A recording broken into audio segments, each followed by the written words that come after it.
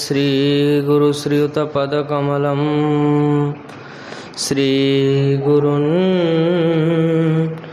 वैष्णवांश्च श्रीरूपं साग्रजातं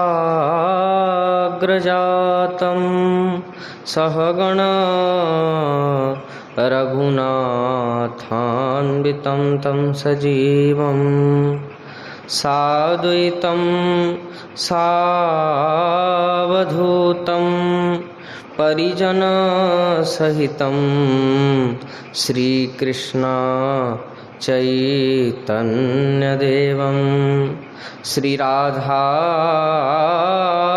कृष्णपादानु सहगणललिता श्रीविशाखान्वितांश्च भक्त भक्ति भगवंत गुरु चतुर्नाम बपु एक तिनके पद बंदन किए नाशहि विघ्न अनेक बार बार वंदन करूं श्रीनाभा आभाएन जिन काढ़्यो गाभा वेद को श्री भक्त माल रस देन प्रियादास जी के पद कमल बंदऊं बारंबार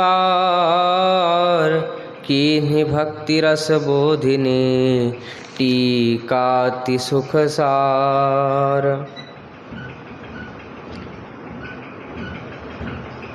धन भगवद भगतन चरित जे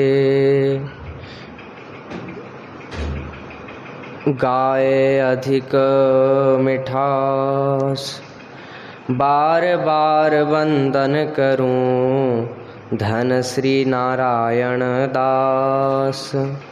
हरि जी आय विराजिए सुनो कथा इतिहास तुम श्रोता भक्त माल के तुम पद रज हम दास।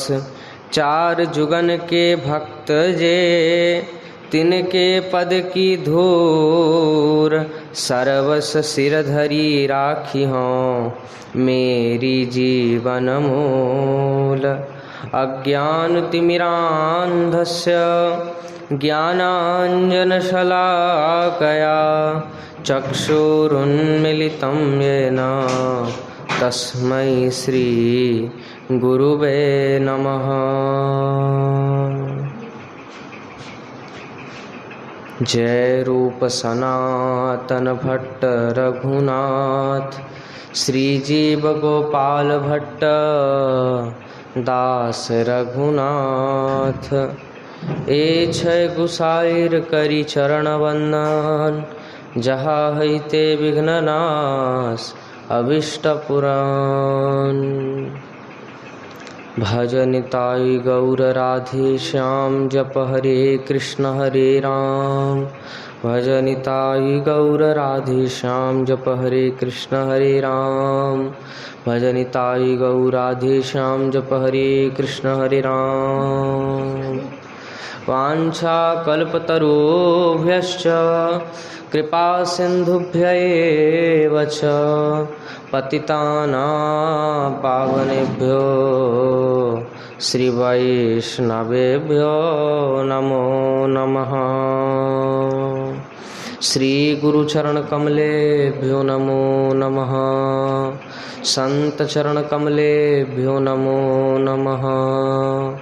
श्री गुरु प्रेमानंदे निताय गौर हरि बोल।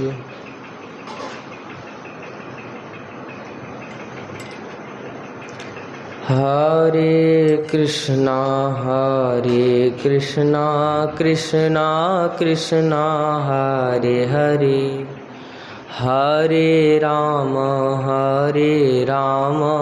राम राम हरे हरे, हरे कृष्णा कृष्णा कृष्णा हरे हरे, हरे राम राम राम हरे हरे, हरे कृष्णा कृष्णा कृष्णा हरे हरे, हरे राम राम राम हरे हरे।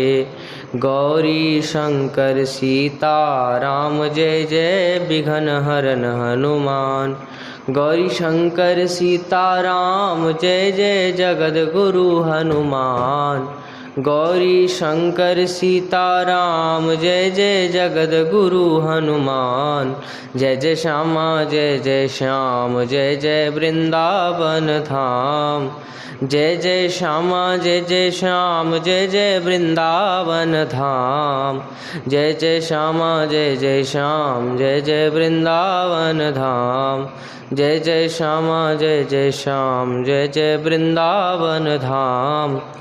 अवध बिहारी सीताराम कुंज बिहारी श्यामा श्याम, अवध बिहारी सीताराम कुंज बिहारी श्यामा श्याम, नदिया बिहारी गोरा चाँद बिहारी गोरा चाँद, नदिया बिहारी गोरा चाँद बिहारी गोरा चाँद, नदिया बिहारी गोरा चाँद नदिया बिहारी गोरा चाँद, जय जय श्यामा जय श्याम जय जय वृंदावन धाम, जय जय श्यामा जय श्याम जय जय वृंदावन धाम।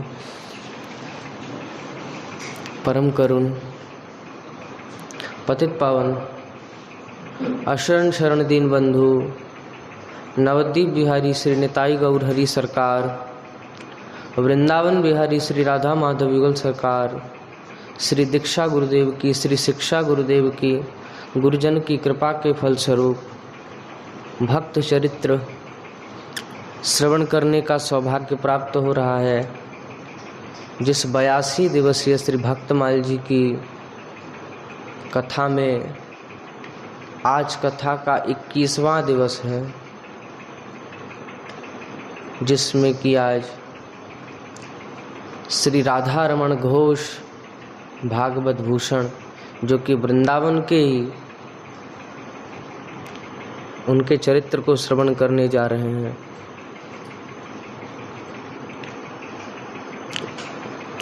ढाका निवासी परम भक्त श्री कृष्ण गोविंद घोष के पुत्र श्री राधा रमण घोष BA पास करके महर्षि देवेंद्रनाथ ठाकुर के स्टेट के प्रधान कार्य अध्यक्ष के पद पर नियुक्त हुए। कुछ दिन पश्चात फिर त्रिपुराधिपति श्री वीर चंद्र माणिक्य बहादुर के प्राइवेट सेक्रेटरी हो गए। महाराज वीर चंद्र परम गौर भक्त थे और राजकीय कार्य में व्यस्त रहते हुए भी यथासंभव भगवत भजन किया करते थे। राधा रमण घोष उन्हें बहुत प्रिय थे, क्योंकि उनके समान सज्जन सत्यवादी जितेंद्रिय और असाध्य तीक्ष्ण बुद्धि वाला उनकी सभा में कोई नहीं था। पर घोष महाशय वैष्णव विचारधारा के लोग न थे। उन्हें वैष्णवाचार और वैष्णवीय दैन्य रुचिकर नहीं था। वैष्णव राजा की नौकरी करते थे, केवल इसलिए उसका कुछ पालन करते थे। राजा के संग के प्रभाव से एक साधारण घटना ने घोष महाशय को वैष्णव पथावलंबी बना दिए। महाराजा वीर चंद्र प्रायः वृंदावन में आया करते थे और वहाँ अपनी कुंज में रह करके वैष्णव संग किया करते थे। एक दिन वे कुंज को दूसरे मंजिल के एक कमरे में बैठे और मित्रों के साथ इष्ट गोष्ठी कर रहे थे। बाहर बरामदे में बहुत सा सामान बिखरा पड़ा था, उसमें एक बहुमूल्य शॉल भी था। सामने पेड़ पर बैठे एक बंदर की दृष्टि शाल पर पड़ी और वह कूद कर आया और शाल लेकर पेड़ पर चढ़ गया। राधा रमण बाबू और राजा के अन्य कर्मचारियों ने बहुत चेष्टा करी कि किसी प्रकार उससे शाल छुड़ा लेने की, पर वे सफल नहीं हुए। शोरगुल सुनकर के महाराज बाहर आ गए थे। वे चुपचाप खड़े बंदर की ओर देखते रहे। कर्मचारी बंदर की ओर रोटी के टुकड़े और अन्य खाद्य सामग्री फेंक रहे थे, पर वह उधर भूक्षेप भी नहीं कर सकता था। उनका स्वाभाविक लोभ आज न जाने कहाँ चला गया था। उसे आज उस थाल के ऊपर चिथड़े करके, उस शॉल के चिथड़े करके ही छोड़ना था। बंदर राजा की ओर देखता जाता और अपने पैने दांतों से उसे शाल से चीरता जाता। राजा शांत, निस्तब्ध और निर्विघ्न भाव से उसे देख रहे थे। उनका प्रशांत बदन मंडल प्रेमाश्रुओं से अभिषिक्त हो रहा था। कर्मचारी और अन्य लोग, सभी लोग राजा के इस रहस्यमय भाव को देख करके चकित थे। किसी का साहस नहीं हो रहा था उनसे कुछ पूछने का। घोष महाशय के मन में इस घटना ने एक अपूर्व हलचल पैदा कर दी। वे अवसर देख रहे थे एकांत में उनसे इस रहस्य का उद्घाटन करने की, प्रार्थना करने का।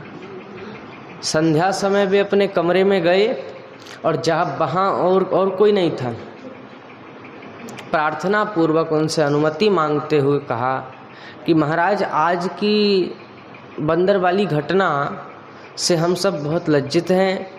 हमारी असावधानी के कारण इतना नुकसान हुआ, पर आपने किसी से एक शब्द भी नहीं कहा।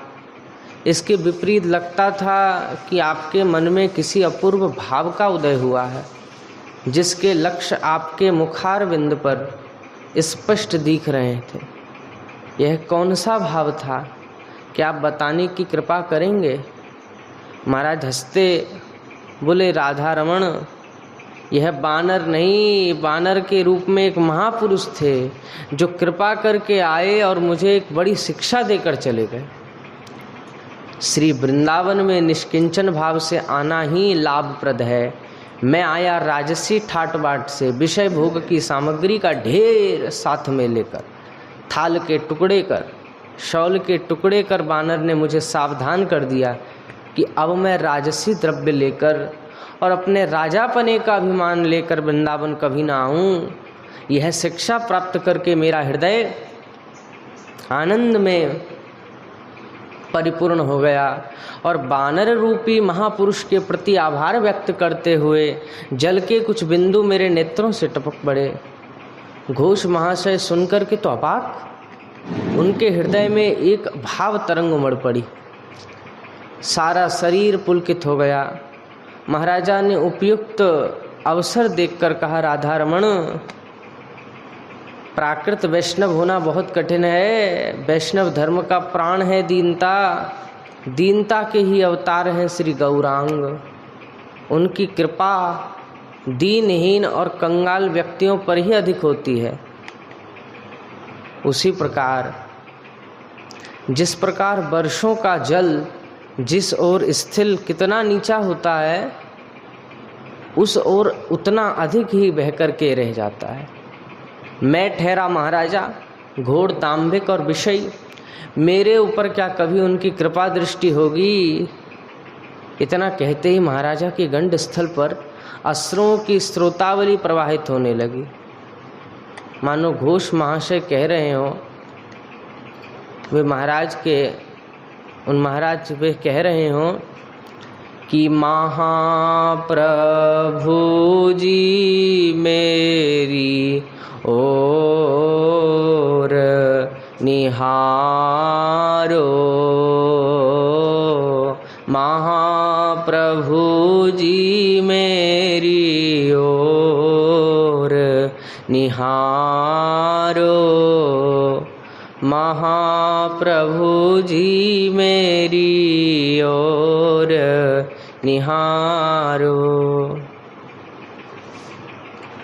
इतना कहते ही महाराज के गंड स्थल पर अश्रुओं की स्रोताश्विनी प्रवाहित होने लगी।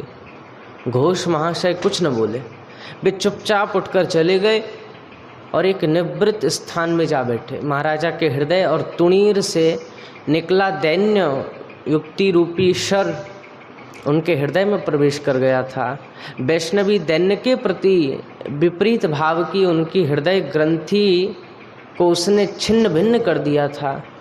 वे सोच रहे थे कि जो धर्म मनुष्य को इतने ऊंचे, इतने उच्च स्तर पर ले जा सकता है, जो उसके हृदय को कुसुम के समान सुकोमल कर सकता है, वही सर्वश्रेष्ठ है। मैं उसी धर्म को ग्रहण करके दीन दुखियों के एकमात्र प्रभु श्री गौरांग की उपासना करूंगा। श्री राधारमण घोष, भागवत भूषण घोष महाशय अब पहले के घोष महाशय नहीं रहे। वे अब जितने दिन वृंदावन रहे, वृंदावन के निर्जन प्रांतों में भ्रमण करते, मैं साधु वैष्णवों का संग करने में समय व्यतीत करते रहे। एक दिन तो जब वे किसी निर्जन स्थान में भ्रमण कर रहे थे, अब भाग्य क्रम से उन्हें एक निष्किंचन वैष्णव के दर्शन हुए। वे वैष्णव एक तमाल वृक्ष के नीचे आसन लगाए और वृक्ष की ओर मुंह करके श्रीमद् भागवत पाठ कर रहे थे। उनके नेत्रों से प्रेमाश्रु विसर्जित हो रहे थे।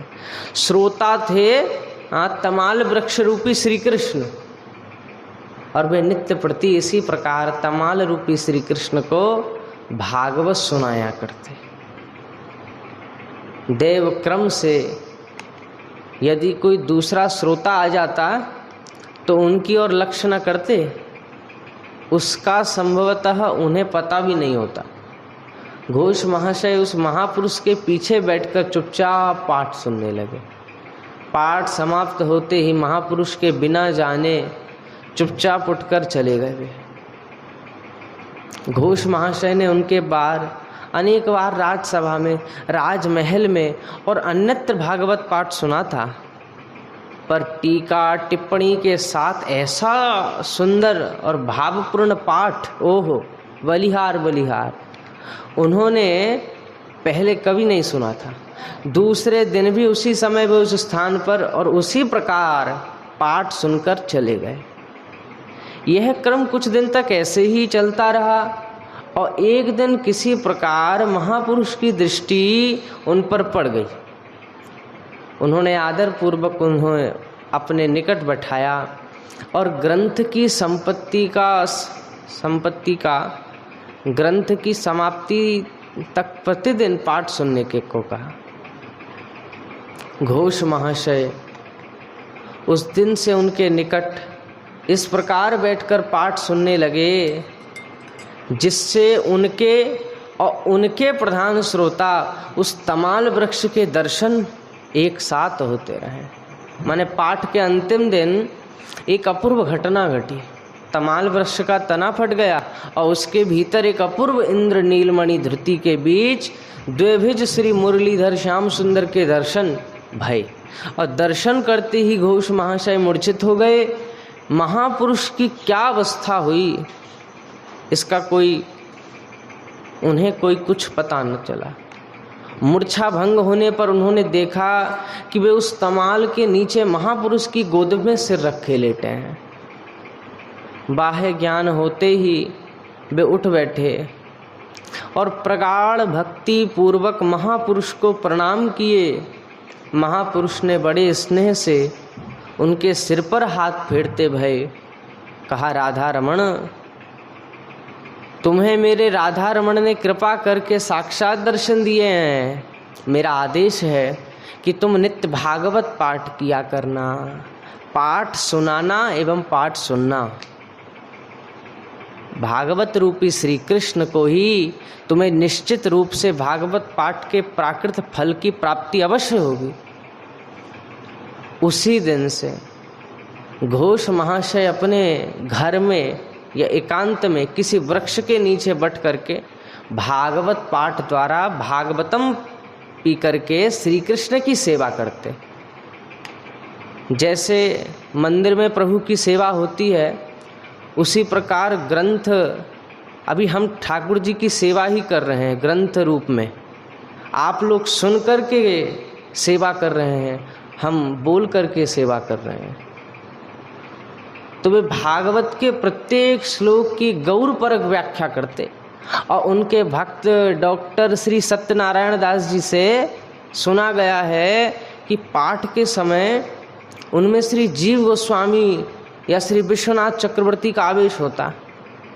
कठिन से कठिन दार्शनिक सिद्धांतों की वे इतनी सहज और सरल सरस गौरांग महाप्रभु जी के पक्ष में व्याख्या करते कि बड़े से बड़े पाखंडी के संशय दूर हो जाते। हाँ, बड़े से बड़े पाखंडी के संशय दूर हो जाते और उसकी महाप्रभु के चरणों में रतिमति उत्पन्न होती, चरणों में रतिमति उत्पन्न होती, महाप्रभु जी के चरणों में। श्री वीर चंद्र माणिक्य बहादुर के आर्थिक सहयोग से श्री राम नारायण विद्यालय द्वारा श्रीमद् भागवत की 4 टीका और अनुवाद सहित बरहमपुर वाला संस्करण और अन्यान्य बहुत से वैष्णव ग्रंथ प्रकाशित हुए।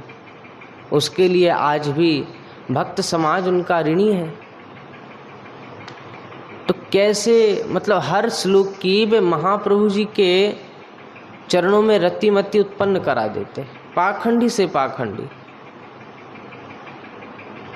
और उनकी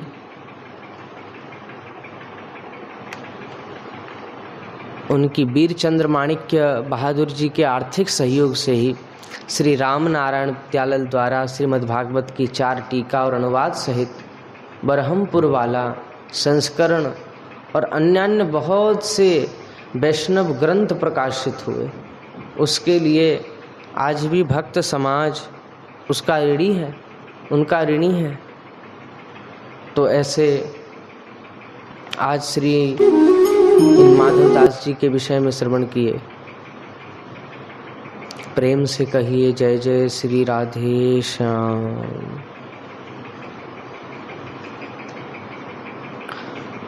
ओ हरि नाम सुनाने वारे, ओ हरि नाम सुनाने वारे, जय गौर हरि जय गौर हरि, गौरांग हरि जय गौर हरि, जय गौर हरि गौरांग हरि। जब बंशी मधुर बजाई, कोई गोपी ही सुन पाई। जब बंशी मधुर बजाई, कोई गोपी ही सुन पाई। जब हरि ध्वनि मुख गाई, तो सबको परी सुनाई। ओ घर घर में सुनाने वारे, हर घर में सुनाने वारे, जय गौर हरि जय गौर हरि, गौरांग हरि जय गौर हरि, जय गौर हरि गौरांग हरि। जब बंशी मधुर बजाई, कोई गोपी ही सुन पाई। जब हरि नाम मुख गाई तो सबको परी सुनाई। घर घर में सुनाने बारे जय गौर हरि जय गौर हरि। गौरांग हरि जय गौर हरि। जय जय प्रभु नित्यानंद।